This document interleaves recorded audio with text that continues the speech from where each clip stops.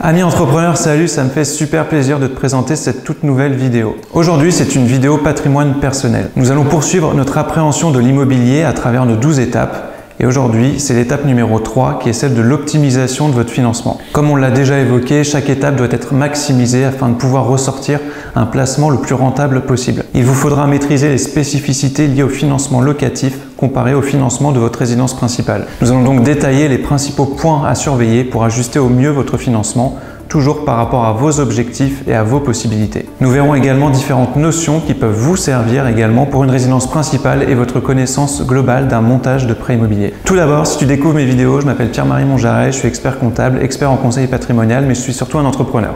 Je te laisse aller voir ma toute première vidéo si tu souhaites en savoir plus. Alors on va d'abord parler de la déductibilité des intérêts et le choix d'une mensualité adaptée. La différence principale entre un prêt immobilier pour du locatif et pour une résidence principale est qu'il est possible de déduire le coût des intérêts ainsi que des assurances emprunteurs de vos revenus lors de la déclaration d'impôt. Attention toutefois, ça va dépendre de votre régime fiscal. L'idée, c'est de recourir au maximum au prêt immobilier pour votre financement, car ça aura plus de sens pour du locatif. Vous conserverez votre épargne pour d'autres projets ou alors simplement en trésorerie de fonctionnement et vous empruntez une partie importante pour votre bien mis en location. Cependant attention, parce que payer 100 € d'intérêt en plus pour gagner 30 € d'imposition, ça vous coûtera toujours 70 €. Il faut que cela soit compensé par un placement judicieux de votre épargne non utilisée pour ce projet. Aussi, en fonction de vos objectifs, vous ne choisirez pas le même type de prêt, notamment au niveau de la durée. D'un côté, il y a ceux qui veulent optimiser leur cash flow, qui voudront une mensualité la plus basse possible et donc un remboursement plus long. Et de l'autre côté, il y a ceux qui veulent placer une partie de leur épargne mensuelle et ils pourront alors opter pour un prêt plus court afin de finir de rembourser leur capital plus tôt et ainsi réduire le coût total de l'emprunt. Ça va être à vous d'ajuster le niveau des mensualités et de la durée afin de trouver le meilleur compromis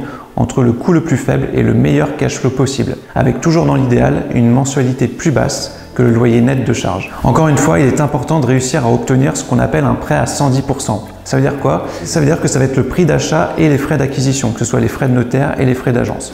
Vous ferez ainsi jouer au maximum ce qu'on appelle l'effet de levier du prêt. Pour ceux qui ont la possibilité, grâce à un patrimoine déjà suffisant, étudiez également l'intérêt du prêt in fine. Il s'agit d'un prêt dont vous ne payez que les intérêts pendant toute la durée du remboursement et vous ne rendez le capital qu'à la fin. Cela aura bien sûr des avantages et des inconvénients et son usage doit donc répondre à une problématique spécifique de gestion de patrimoine. D'ailleurs, je vous laisse me dire en commentaire si vous souhaitez une vidéo dédiée à ce type de prêt. Maintenant, on va tenter d'optimiser le financement. Comment faire? Pour obtenir le meilleur financement possible, il y a de nombreux éléments à ne pas négliger. Bien entendu, vous allez d'abord rechercher le meilleur taux possible. Mais ça ne va pas être le seul élément important, puisqu'en effet, en période de taux bas comme actuellement, le coût des assurances de prêt représente une part de plus en plus importante du coût total. Il y a donc de bonnes économies à réaliser en recherchant la meilleure assurance emprunteur. En fonction de votre âge, de votre état de santé et de votre projet, il est possible d'obtenir de bien meilleurs tarifs pour des garanties similaires en faisant une délégation d'assurance. Alors voilà, c'est tout pour aujourd'hui. J'espère que tu as aimé cette toute nouvelle vidéo. La 4e étape nous offrira d'autres informations et conseils pour votre achat d'un logement pour du locatif. Si tu as aimé, n'hésite pas à liker et à partager, ça me permettra de savoir que tu as apprécié. Abonne-toi également à la chaîne pour ne rien louper. À bientôt, ciao ciao!